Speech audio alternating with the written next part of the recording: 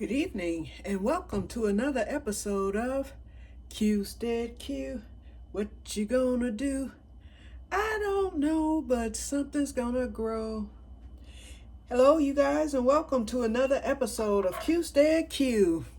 Okay, this is my second filming of making the onion powder. Remember, my first video of me making the onion powder was such a blunder because it was my very first time using this processor that everything went wrong. And I ended up doing that video in 2 parts. It was horrible. In fact, somebody commented saying, we couldn't see what you were doing or something. I can't remember, but I agreed and I had promised that I would shoot another video. Well, that's been 2 months, 2 or more months, I'm not sure. But anyway, that was back in the summer.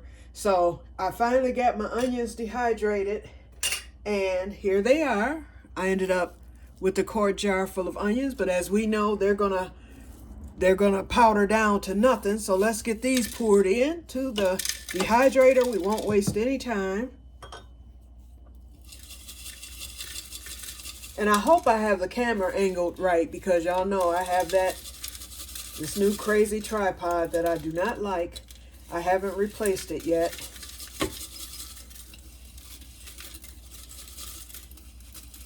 But at least I got it to where if I get things set up before I turn the camera on, or before I go to the camera app or whatever that is on the phone, usually it won't do all that. Okay, so let's put this to the side, the mason jar. Let's get the onion spread out. And we're going to get that powdered down.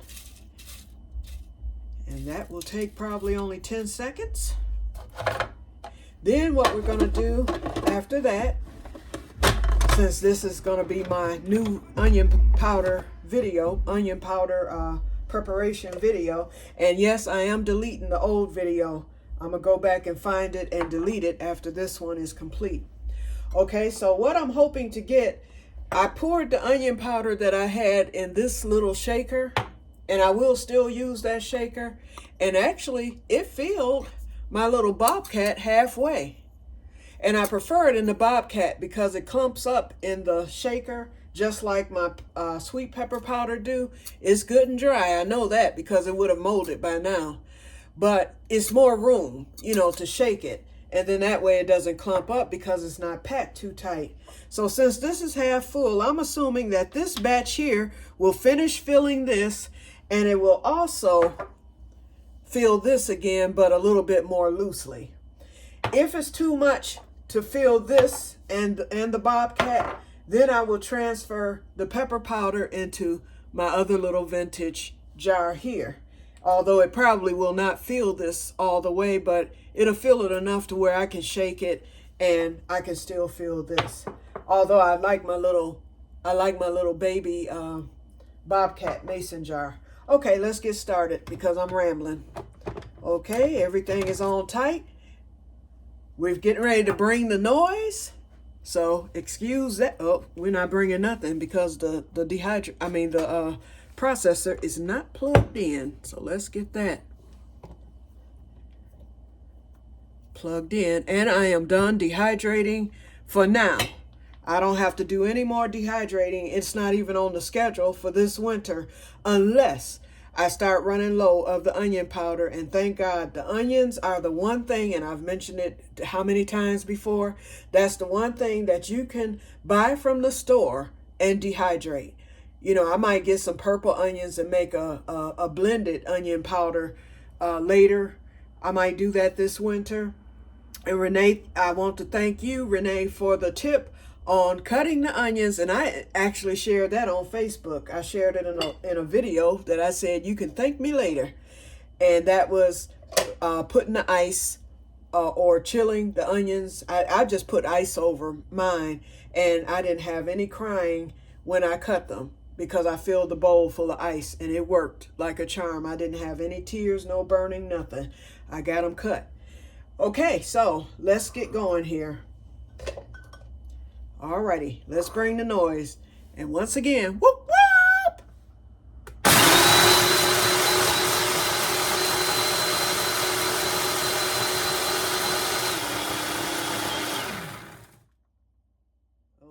coming out flaky. Let's go a little bit more.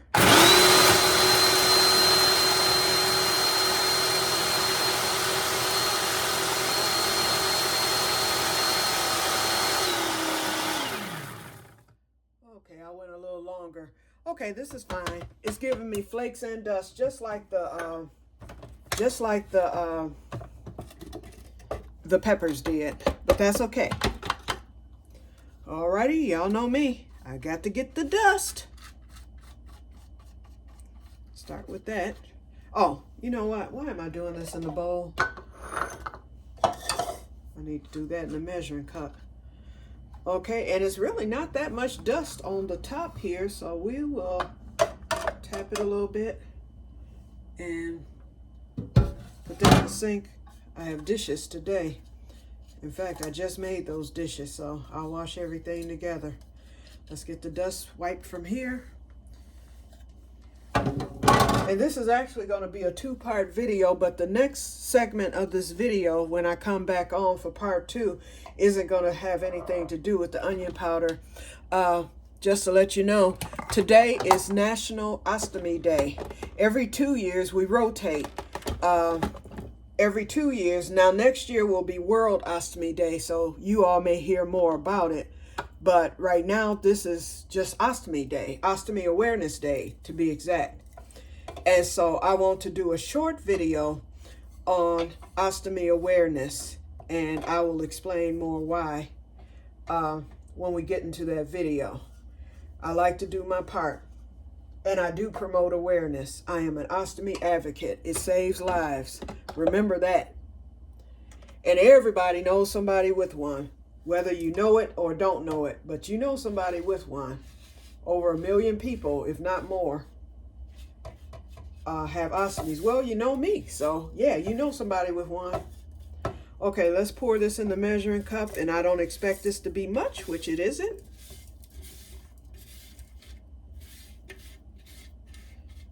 And Renee, I'm getting ready to take your advice. You told me tap it with a spoon, so here's the spoon. Oh, and that works just as well as the countertop. I see the powder coming down, and I'm not spending as much time today. Yes.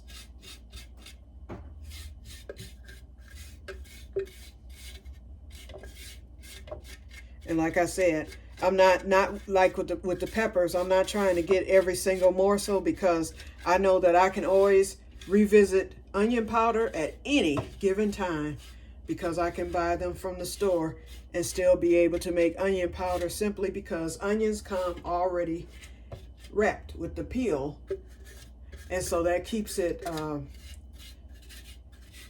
safe. I mean, it won't be as fresh probably, but it'll still be better than store-bought. Let's tap this. I got quite a bit of powder. Okay, let's see what we got here. We'll look at the measurement. Okay, we got approximately a 1/2 cup. So, looking back on the peppers, we got 1 cup, and 1 cup gave me a 1/2 pint. So, 1/2 cup will give me 1/3 of a pint. So let's see what we end up with. So we got the little bobcat here. We don't even need this bowl, other than to, and we don't need the funnel this time, although it's dirty. So first we're gonna fill the bobcat and see what we come up with.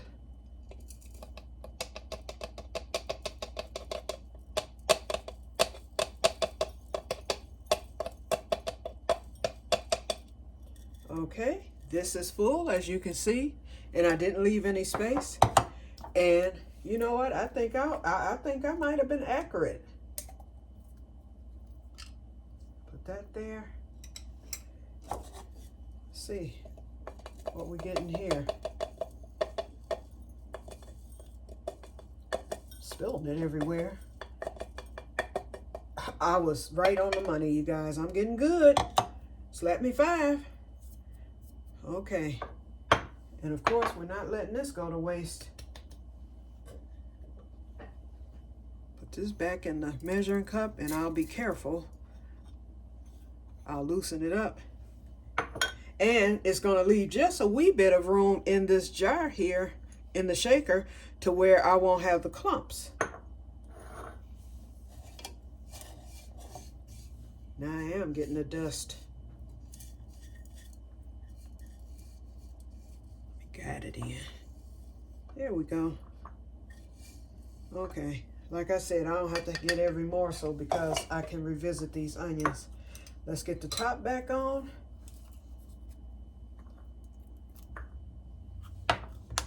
I like my little stash here, and this will last me for a good long while. We'll see how it does over the winter months. So here we go. This is the shaker. So now that's filled with the old and the new, fresh. This is the shaker. And let's put the top. I was hoping I could use my little Bobcat, which I am. And this is the Bobcat, you guys, the little teeny tiny mason jar. So that is my extra. So my antique jar can go right back to the cabinet. Another thing I did today while I'm on is I just could not bear to see my pint jar not filled. So I went on and I poured that red pepper powder, and I don't think I'm going to regret it because remember, I have a bag of red pepper still in there. So if I feel myself regretting not having that red pepper powder, I can always go to the freezer and make up some more, okay? But I went on and filled this pint jar up and I mixed it. So it's mostly red because I have more red peppers in there anyway. And it actually tastes pretty good. I put some of this on a salad after I did this, and I had it mixed in a salad. And what else? It's something I cooked that I added some to, and it was actually really, really good. I was like, okay, I can still taste the red peppers. I can see the red peppers, but then I could also see the other sweet peppers. And I have many more sweet peppers coming.